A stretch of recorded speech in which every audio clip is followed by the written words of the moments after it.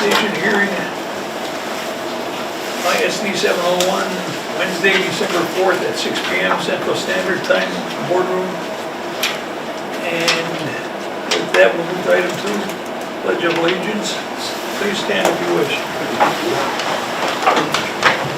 Pledge allegiance to the flag of the United States of America and to the republic for which it stands, one nation, under God, indivisible, with liberty and justice for all. Thank you. With that, we'll move to item 3, motion to approve the agenda.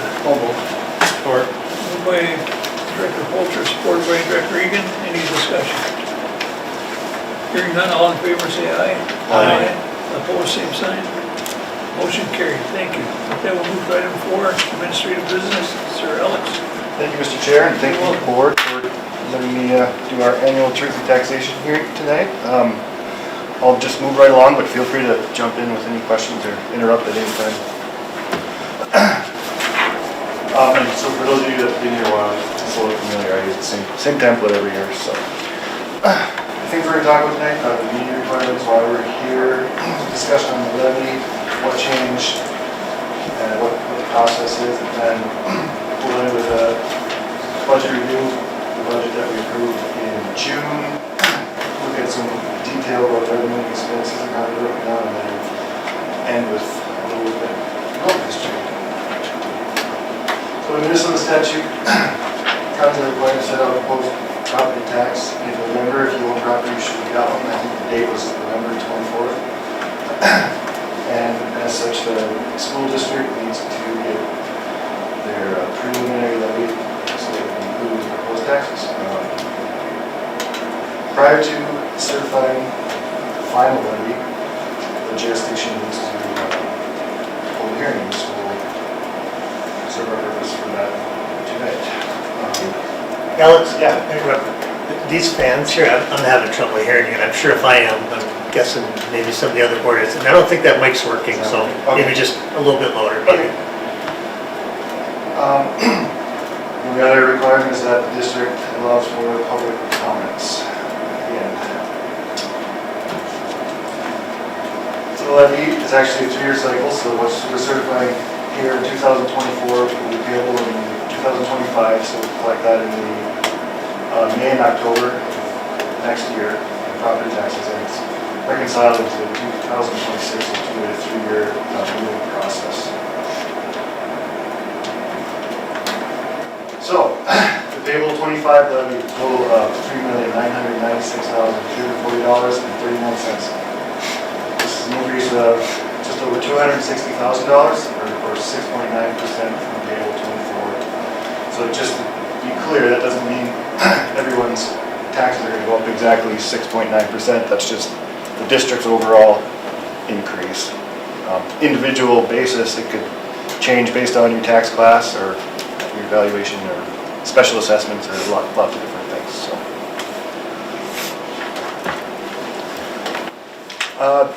really pretty simple this year. The retiree health insurance, another almost $87,000 increase. Career tech adds up about $95,000, and that's intentional.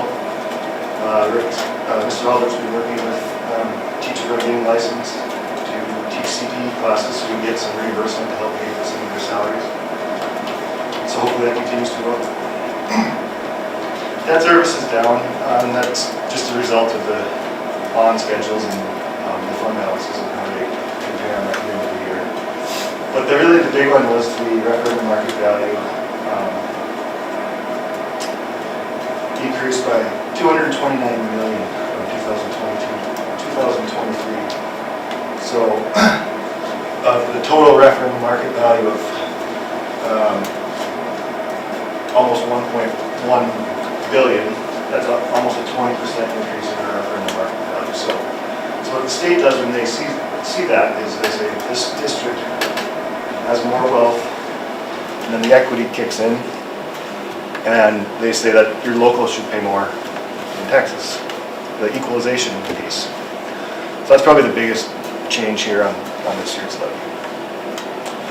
So Alex, Yeah. just to clarify, that $229 million, when you say referendum market value, That's the property, the market value of the property in Hibbing increased by 229 million. And so that would basically be the market value that the county is establishing for homeowners. Yes, I think, I believe that this is just residential. So would you say the whole market value is for the district? Well, the referendum market value is different than the total market value, but 1,274 million. What is it, Alex? 1 million what? 1,274 million.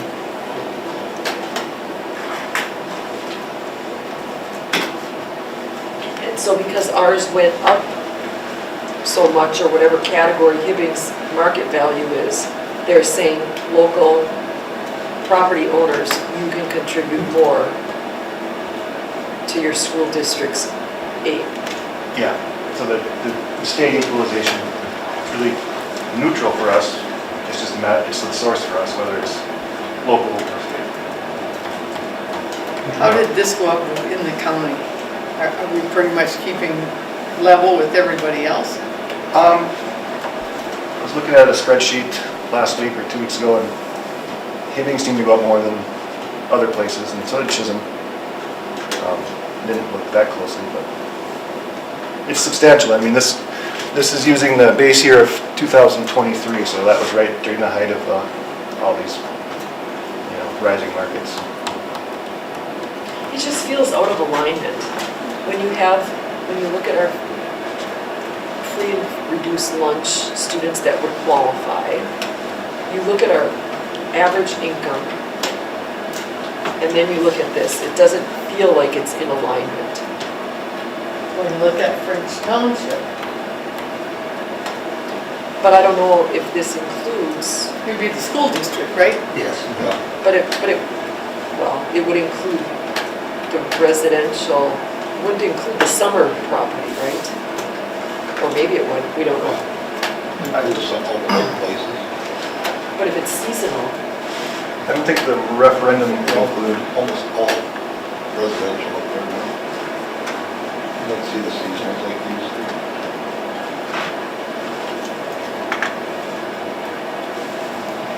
just an observation, it just seems like it's, And there's really nothing we can do it. that we can do about it, Just look at the Yeah, numbers. just looking, other than, I don't know if you can call the assessor. I think it's too late for that. Yeah.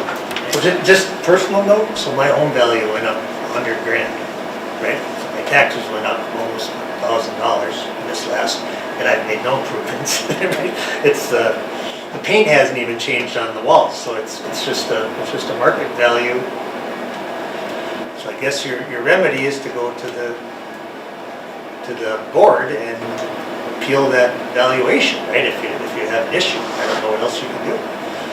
But I just want it to be clear that the fact that it increased this year to 6.9% from last year, I think 3.4, has nothing to do with the efficiency in which our district is operating. Correct. It's a formula based on market value. Yes. Yep, we don't even input that, it's just, Right, they calculate it for us. It is what it is, yeah. unfortunately.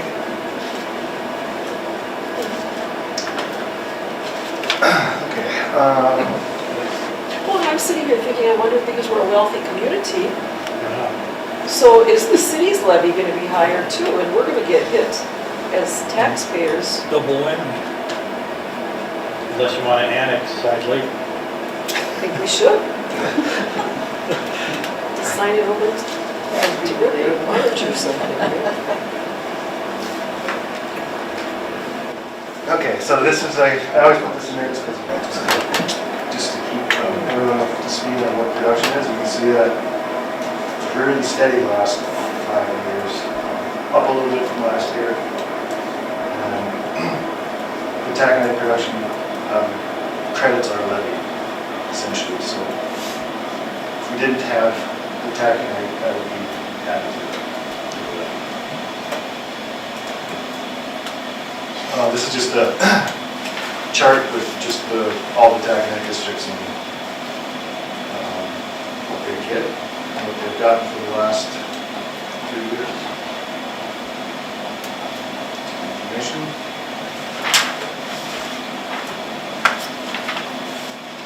So, this is kind of a strange pie chart because it's all one whole pie. I just wanted to point out that there is 0% of our revenues from anything that's voter approved. All the levies that we have, the board has the authority on, but nothing that the board is taking any action on. You should say that one more time. Louder, much louder.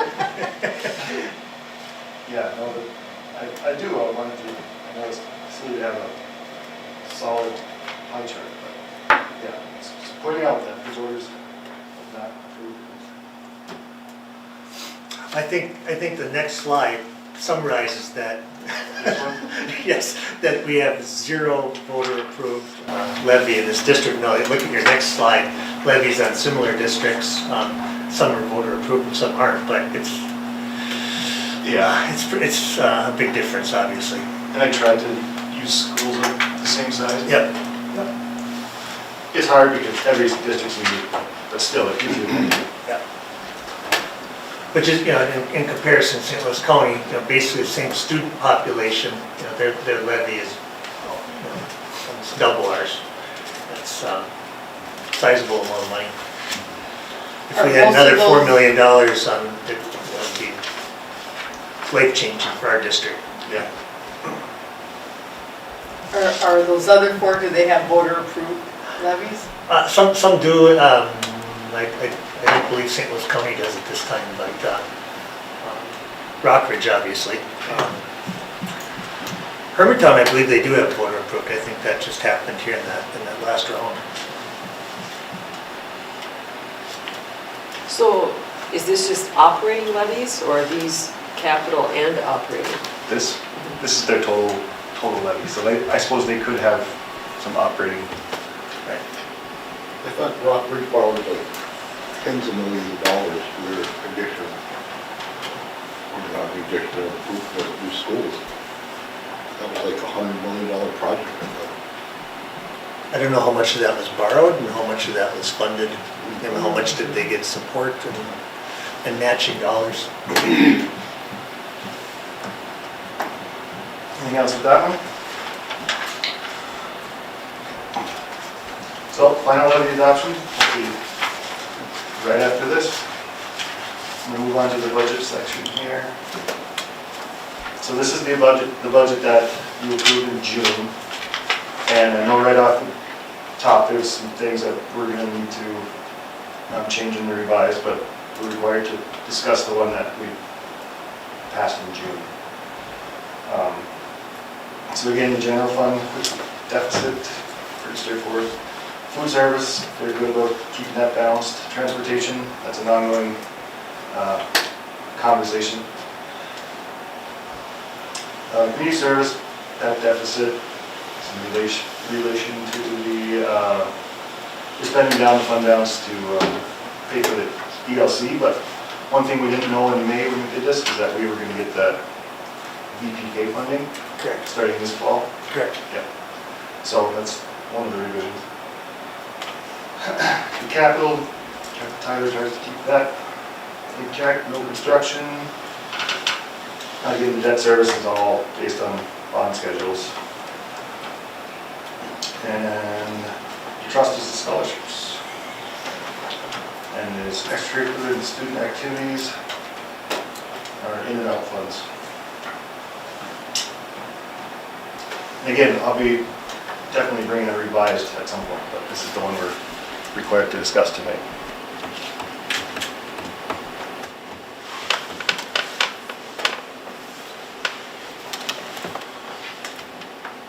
So breaking down the revenue, this is showing that 10% of our revenue is from the levy, 90% of it is from other state and federal and other sources. Let's break it down further. So 73% from state, 2.25 from federal, that would be like our title money, federal special ed. The other would be like grants from Owens, donations for scoreboard, local things from our sporting events, gate sales. And the local source would be the levy and the tax levy.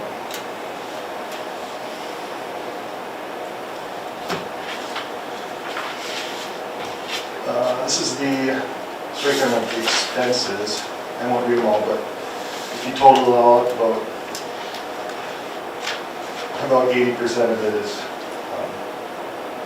80+% is for student support, which it should be, because for school.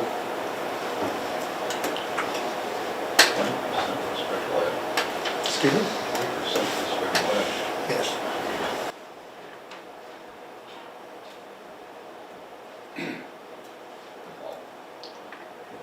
And then enrollment history. So, good news is it seems to be stable, but not back at the levels it was pre-pandemic. So it's a hard thing. Mr. Aldridge and I go back and forth a lot talking about enrollment. And you're making a budget in April and May on numbers that you don't even know that aren't even final until months later. I think we asked this question last time or in a different meeting when we were looking at enrollment, and I think the question was asked, has our population, like, where does this line with the fluctuation in our population here? I don't know if we ever did That's look, good. That's if a we good ever question. did look at that, or, but, way back in 2015, 2016, a year that was our highest, what did that look like for Hibbing and that age group as far as, where people are having the families versus the elderly or whatnot? It would be interesting. I don't know how we would do that, but, or, School age. I can tell you that the average median age of a citizen in Hibbing is 62 years old today. today. We went from 18,000 some residents back in 2017, 2018, and we're down about 22 to 2,300 people right now off that mark. So that's how many people have left this community. And And I think, Over 5 years. 2,000 over 2,000. since COVID. and I think there is a state demographer, is what I'm saying, that did a presentation that I feel like I watched maybe about a year ago. And I think the population of here is targeted to increase, but not with school-aged children. Part of the Well, there- problem is we have an affordable housing crisis on the range. Families cannot get a place to live. Houses, quality houses, non-existent. They're all rentals now. I look at my neighborhood, I rent them. Probably, I count a dozen off the top of my head, and I don't think there's a kid in one of those families. Groups of people are renting them. They don't have students. There are groups of guys who are working here and renting houses. And they're not, there's no kids.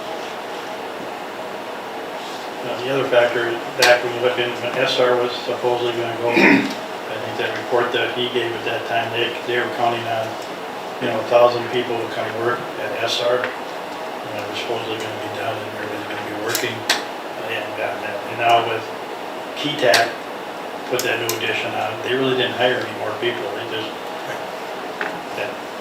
industrialized their techniques so they don't have to have as many people as they had in the past.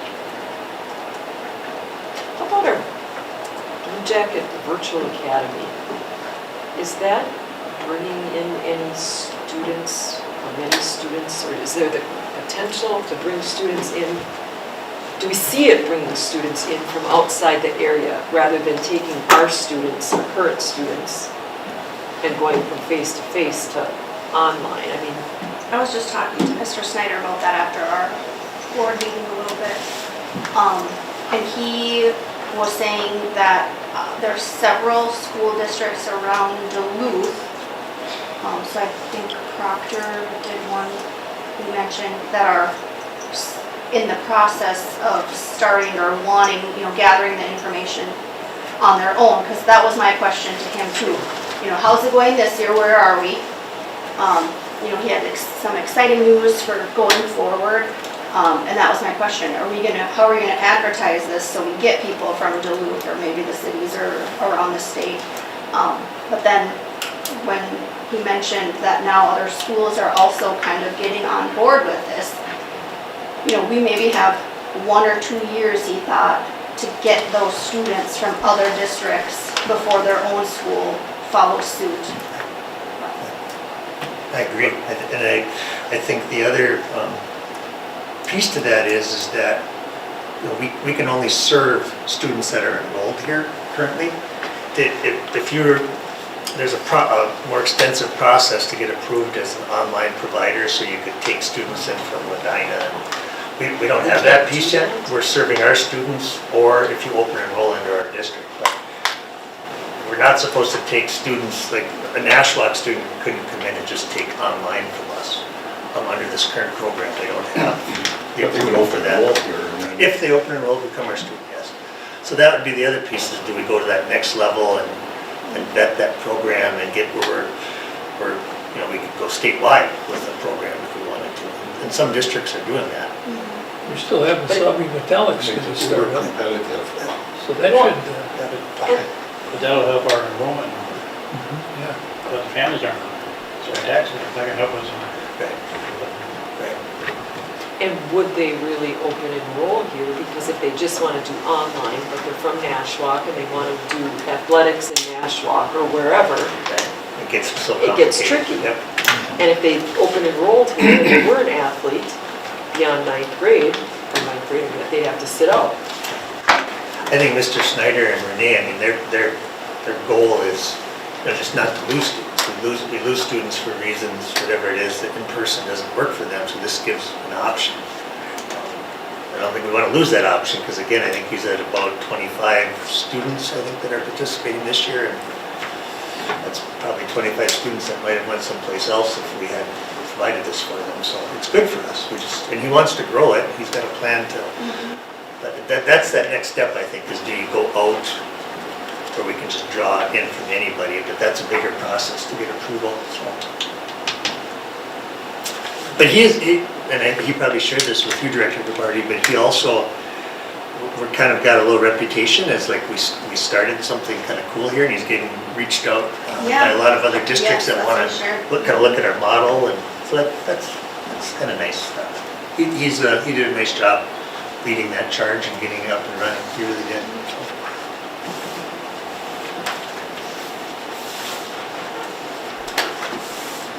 That's all I have. Doesn't look like there's going to be questions or comments. Okay, so thank you, very good. And then we'll go to item B, adopt and certify the final 2024 payable 2025 levy as presented. Support. Moved by Director Polter, supported by Director McLaughlin. Any further discussion? Hearing none, all in favor say aye. Aye. Opposed, same sign. Motion carried. Director Jeff? Motion to adjourn? Motion to adjourn, it's 5:23, or 6:23. I'm on daylight savings. With that, thank everybody for sitting around and listening, and meeting is adjourned. Thank you.